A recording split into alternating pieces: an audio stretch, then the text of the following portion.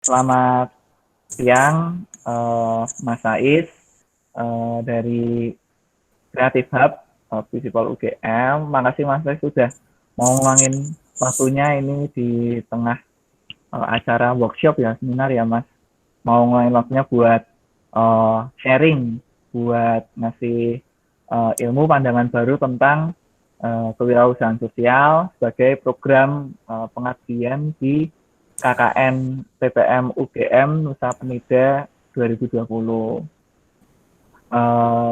Jadi mungkin di kesempatan kali ini juga aku mau memperkenalkan nih narasumber wawancara kita, yakni Mas Matahari Faransahat atau biasa dipanggil Mas Saiz, yang merupakan direktur dari Creative Hub Visipol UGM.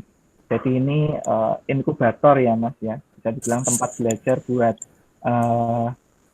anak-anak muda atau siapapun yang punya concern atau punya ide bisnis yang juga bisa menggerakkan masyarakat atau biasa kita sebut sebagai bentuk-bentuk dari kewirausahaan sosial. Nah, ini kan relate banget dengan tema KKN Nusa Penida tahun ini, di mana kita fokus pada bisnis-bisnis, ide-ide bisnis yang juga untuk pemberdayaan masyarakat.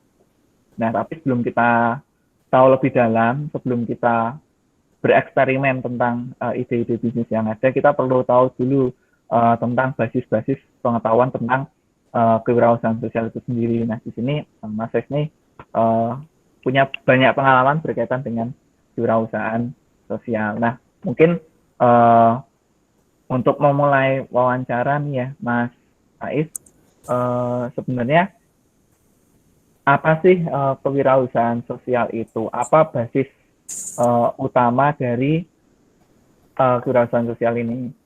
Monggo Mas Faiz mungkin bisa sebagai permulaan kita berangkat dari definisi dulu. Oke, makasih Mas Titus. Selamat siang ya.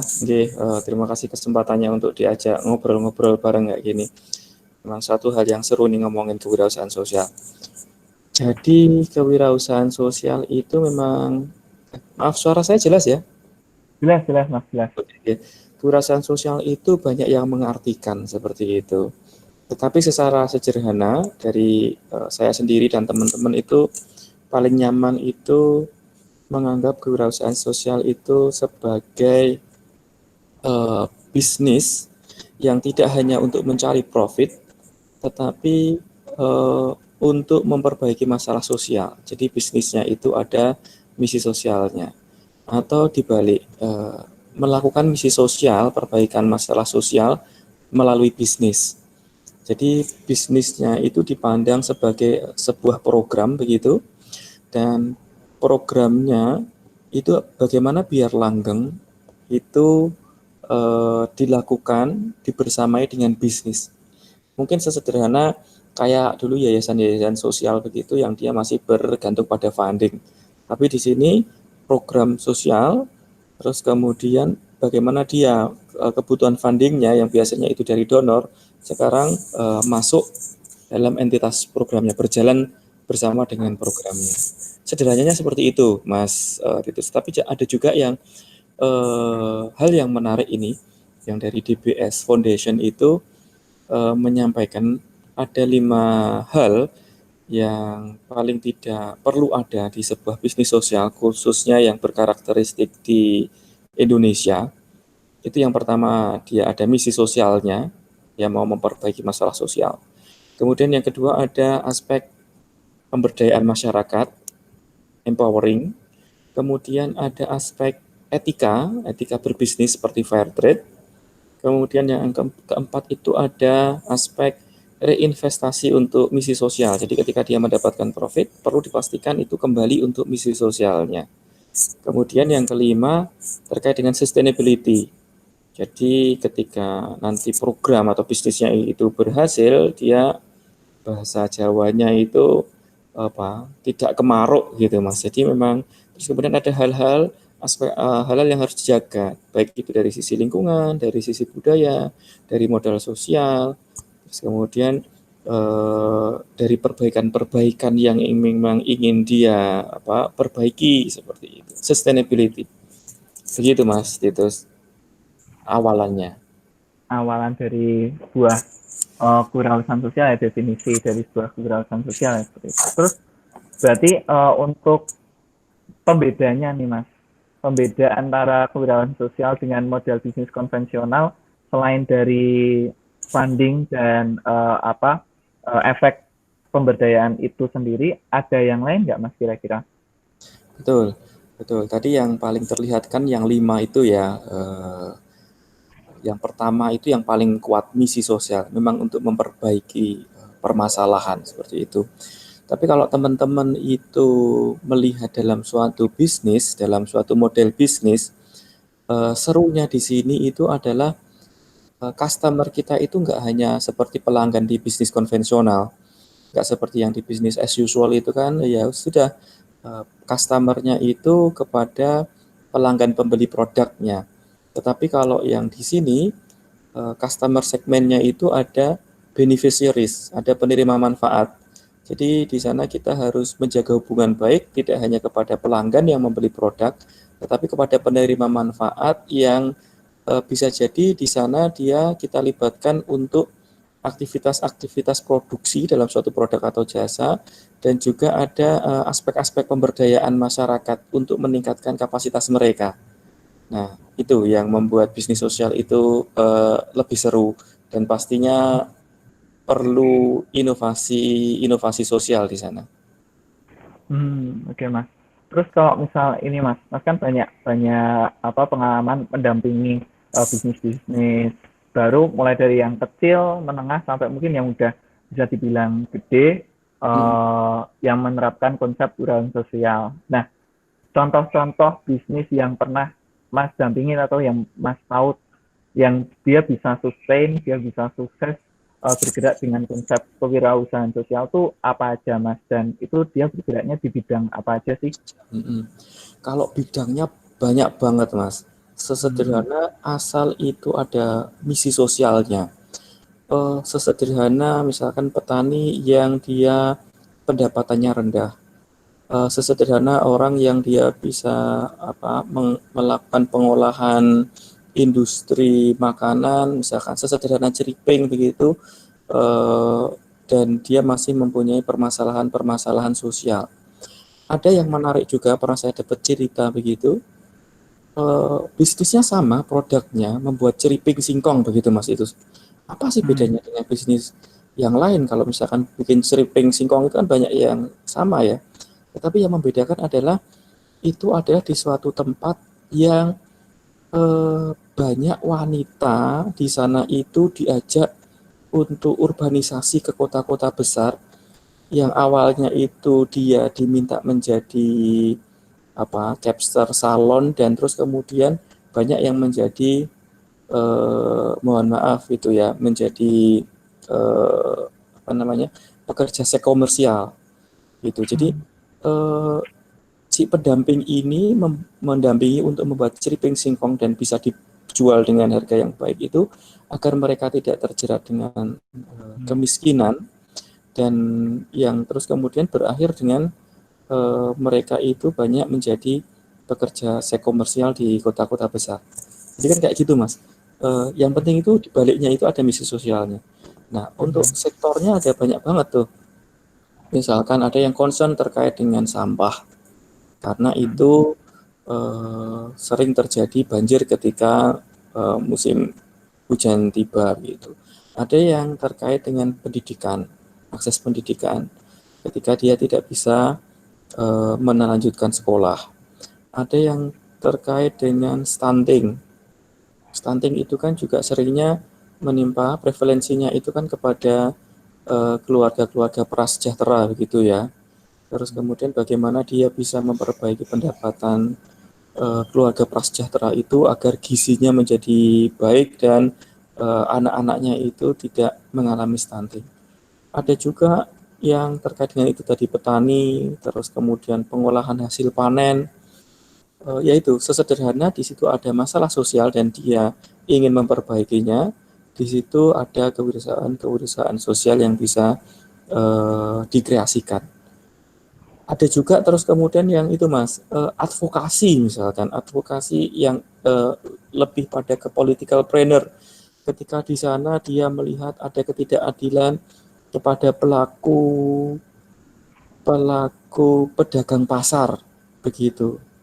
Dia tidak bisa dia melihat pelaku pedagang pasar itu mendapatkan ketidakadilan untuk bisa berjualan di pasar. Dia mengadvokasi di sana dengan sekolah pasar. Dia mengadvokasi bagaimana ada fair trade, perdagangan yang adil di sebuah pasar tradisional. Nah, itu juga bentuk-bentuk kewirausahaan sosial. Seperti itu. Dan itu nyata berhasil bisa dilakukan di Indonesia, Mas. Itu serunya kenapa ini perlu dikembangkan terus di Indonesia. Oh ya, berarti sepanjang Mas ini menggeluti dunia kewirausahaan sosial, memang real ya dampak yang bisa dirasakan masyarakat terhadap model-model bisnis yang menggunakan ini kewirausahaan sosial sebagai konsepnya ya. Terus ini Mas, di Nusa Penida sendiri ini ya, Iya. terutama di desa Batu Kandik dan desa Batu Madep sebagai lokasi pengabdian KKN UGM tahun ini,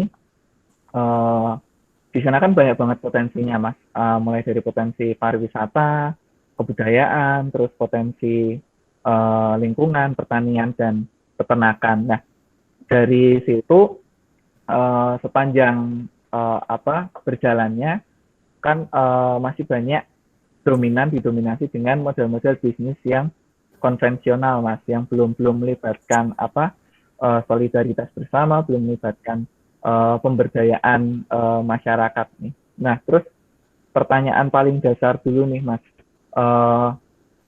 ketika di tempat ini di Nusa Penida ini sudah ada begitu besar sumber daya, begitu besar potensi, terus gimana sih caranya kita memulai sebuah kewirausahaan sosial? Apa yang perlu kita siapkan terlebih dahulu, Mas? Monggo, Mas Said. Oke, siap Mas. Oke. Benar tadi Mas itu sudah menyampaikan tentang potensi. Nah, itu salah satu hal yang aspek yang penting dalam mengkreasikan bisnis sosial. Hal yang kedua yaitu tadi Mas, masalah. Ketika kita bisa temukan masalah, berarti artinya di situ ada peluang usaha sosial. Mungkin di sana udah bagus ya, sudah bertumbuh begitu ya Mas. Nah, Mas itu perlu gali lagi nih, masih ada masalah apa di sana? Dari bisnis-bisnis atau dari keseharian mata pencaharian yang sudah berjalan begitu. Misalkan bisnisnya di sana tentang pariwisata udah bagus, ya kita lihat aja masalahnya, apakah itu sudah pendapatannya rata untuk kepada seluruh masyarakat. Apakah ada masyarakat yang masih rentan atau yang belum bisa mengakses pendapatannya.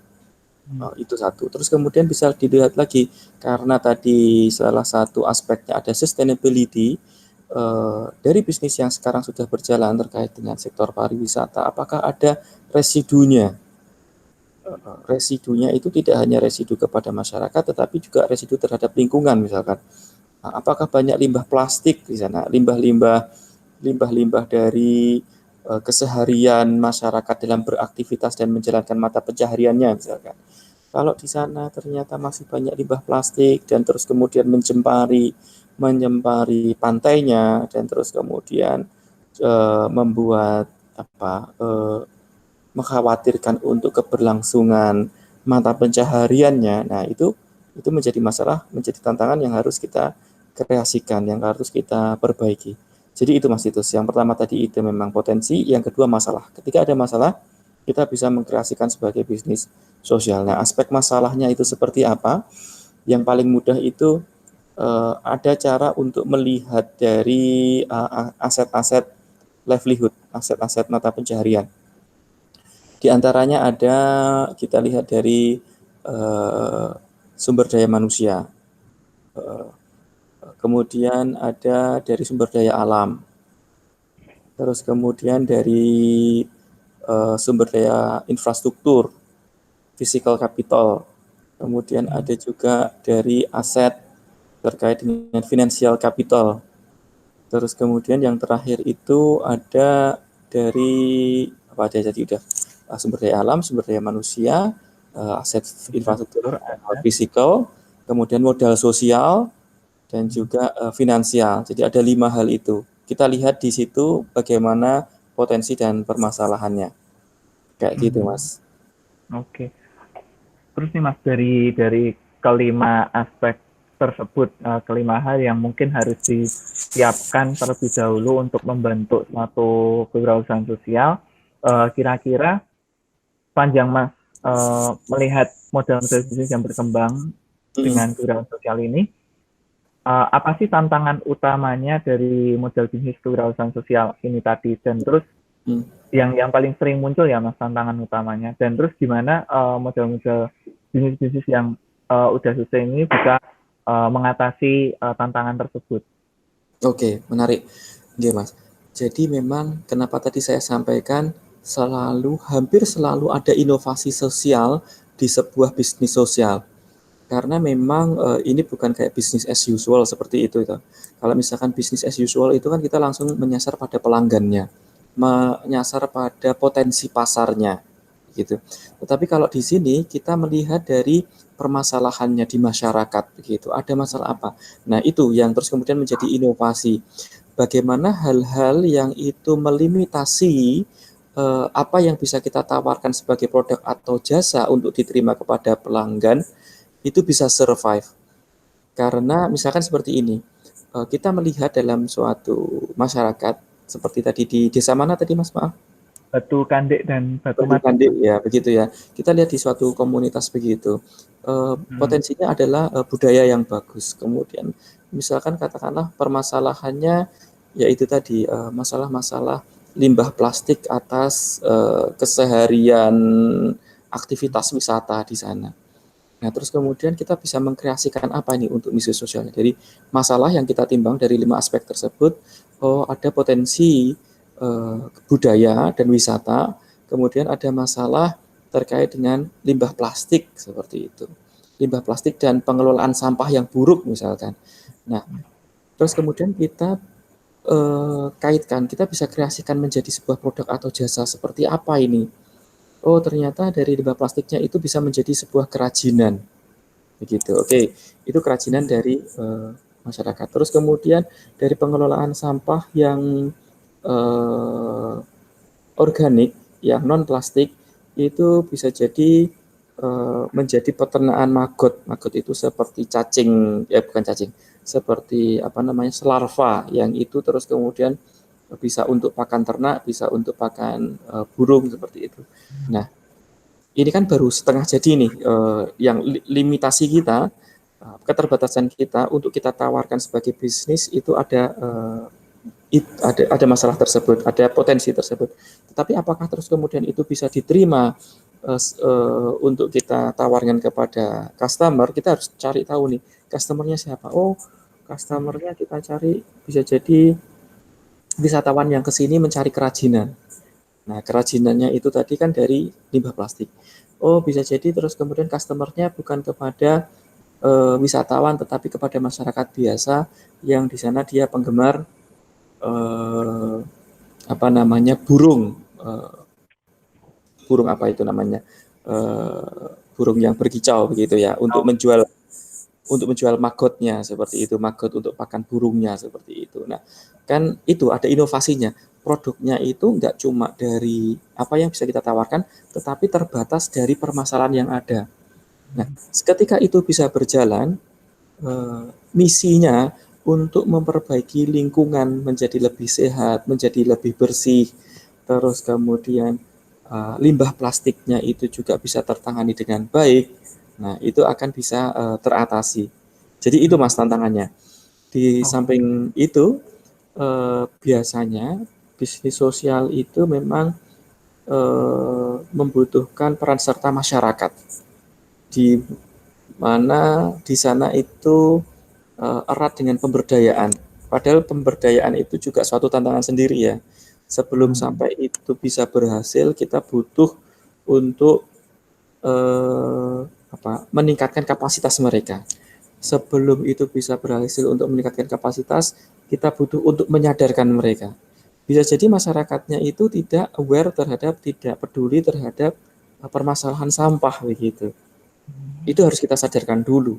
Kalau misalkan mereka tidak sadar bahwa nanti dengan sampah yang tidak tertangani ini akan mengganggu objek wisata mereka, itu mereka tidak akan mau untuk berpartisipasi dalam pemberdayaan seperti itu. Tetapi bisa jadi dengan hal yang sedikit untuk bisa membuat maggot atau kerajinan, tetapi dampak di belakang itu untuk sustainability lingkungan dan itu untuk perbaikan objek wisata menjadi hal yang sangat penting.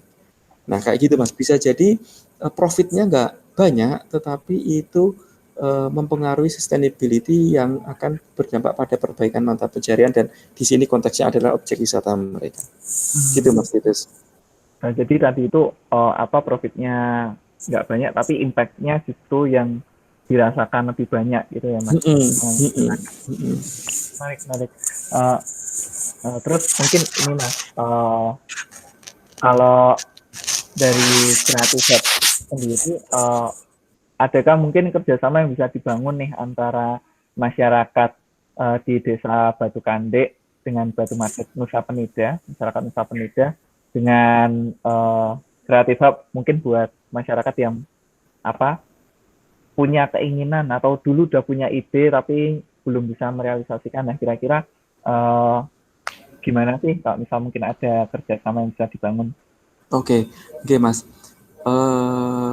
Jadi kami di Creative Hub Visipol UGM itu memang salah satu misi kami itu membuat ruang belajar yang inklusif, tidak hanya kepada masyarakat, tidak hanya kepada mahasiswa UGM dan Visipol saja, tetapi kepada masyarakat umum. Ada salah satu program kami namanya Akademi Kewirausahaan Masyarakat, itu bisa dibuka akmindonesia.org, itu diakses saja. Di sana ada ruang belajar begitu, teman-teman bisa melihat dari kelas-kelas online kami. Jadi kita membuat kelas online langsung pada mentor ahlinya. Ada banyak tema, ada kewirausahaan sosial, ada terkait dengan manajemen dan keuangan, ada terus kemudian tema-tema khusus terkait dengan masalah sampah, terkait dengan pengembangan desa wisata. Itu ada di sana, silahkan untuk diakses saja. Itu yang pertama. Terus kemudian kita juga ada talent yang kita sebut sebagai partisipan program kami begitu, yang terkait dengan pengembangan desa wisata.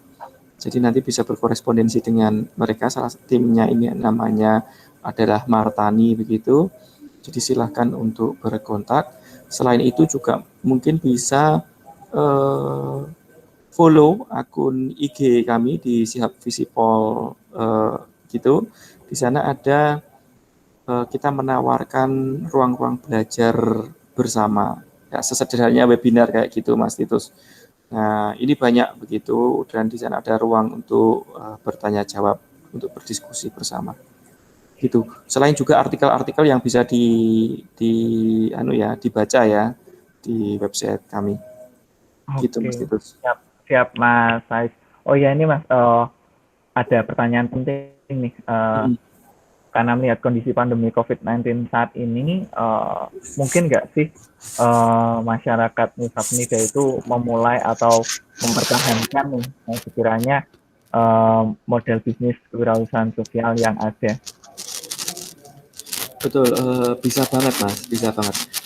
Jadi memang sebaiknya kita gunakan momentum COVID ini untuk bisa meningkatkan solidaritas begitu, karena dengan solidaritas seperti itu kita nanti akan terpupuk modal sosial, dan modal sosial ini yang menjadi penguat dalam bisnis sosial. Misalkan begini, karena ada juga beberapa wilayah begitu ya, ketika dia tidak bisa menyikapi COVID ini dengan baik, mereka malah terus kemudian jadi cerah begitu ya, jadi saling bukan sampai berkelahi ya, tetapi terus kemudian saling menyalahkan juga, khususnya dalam mengakses bantuan-bantuan sosial. Nah, bisa jadi seperti ini. Kita perlu sadari bahwa pandemi ini menjadi tanggung jawab bersama, bukan hanya tanggung jawab pemerintah saja. Kalau terkait dengan bantuan sosial terkait COVID ini, kadang kan ketika pejabat ataupun dari tokoh-tokoh masyarakat menentukan siapa menerima bantuan langsung tunai COVID itu kan juga menjadi masalah ya.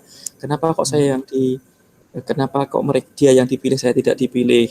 Seharusnya saya juga dapat. Kenapa hanya mereka? Padahal kuotanya itu nggak banyak. Nah, yang bisa dilakukan mungkin itu yang saya juga dan teman-teman lakukan begitu. Kita mendampingi dengan masyarakat begitu, memberikan bantuan dari orang yang berpunya kepada orang yang masyarakat yang prasejahtera atau terkena COVID seperti itu, tetapi dengan cara bermusyawarah bersama. Jadi memang kita lekatkan dengan aspek musyawarah. Terus kemudian ketika kita akan memberikan bantuan, itu misalkan kayak sembako seperti itu, kita beli dari masyarakat sekitar. Jadi bisa jadi itu lebih mahal dibandingkan dengan kalau kita beli di suatu toko grosir kayak gitu. Tetapi dengan semangat kita membeli di warung sekitar seperti itu, kita juga bisa turut memperbaiki yang sebenarnya toko kelontong itu juga mulai terdampak seperti itu. Nah, hal-hal yang sifatnya lokalitas itu perlu kita bantu, karena kalau bukan kita yang membantu di masyarakat sekitar, terus kemudian siapa lagi? Kan seperti itu. Jadi dengan jargon membantu tetangga sekitar itu akan memperkuat solidaritas. Ya, ya memang harus itu tadi ya, nggak mudah ya untuk terus kemudian bisa memaknai pandemi COVID seperti ini. Itu yang pertama. Terus kemudian ada hal-hal yang lain begitu, yaitu ketika terus kemudian di sana ada masalah, itu adalah peluang. Dan biasanya kita memang harus berpikir kreatif. Misalkan mungkin kita bisa menjual wisata virtual, itu ada juga yang mulai dilakukan begitu. Jadi membuat link, terus kemudian linknya itu dikunci begitu, terus kemudian membuat wisata virtual. Bisa jadi orang si customer pelanggannya itu juga tidak begitu tertarik ya Mas, tetapi karena ada upaya dari mereka yang terus kemudian mencoba untuk bergerak karena sektor wisata ini benar-benar mandek, bisa jadi orang itu menjadi lebih mantap begitu ketika berdonasi. Kan banyak juga tuh sebenarnya orang yang mampu dia ingin berdonasi kemana, tetapi dengan geliat yang seperti itu, oh ini loh ada upayanya untuk ngevlog begitu terkait dengan objek wisatanya. Oh seperti ini, saat ini kondisi objek wisata kami, Bapak Ibu bisa melihat di layar handphonenya, di layar laptopnya seperti itu. Bapak Ibu nanti akan bisa ke sini. Terus kemudian sebelumnya itu linknya dikunci, terus kemudian fasilitator memberikan aksesnya ketika dia berdonasi. Itu juga sudah mulai dilakukan seperti itu. Jadi ya sesekreatif mungkin lah Mas, apa yang bisa dilakukan. Karena itu tadi masyarakat sebenarnya pengen banyak yang ingin berdonasi, tapi dia tidak tahu berdonasi kepada siapa. Gitu Mas. Yang penting adalah memupuk tadi ya Mas, solidaritas. Ya.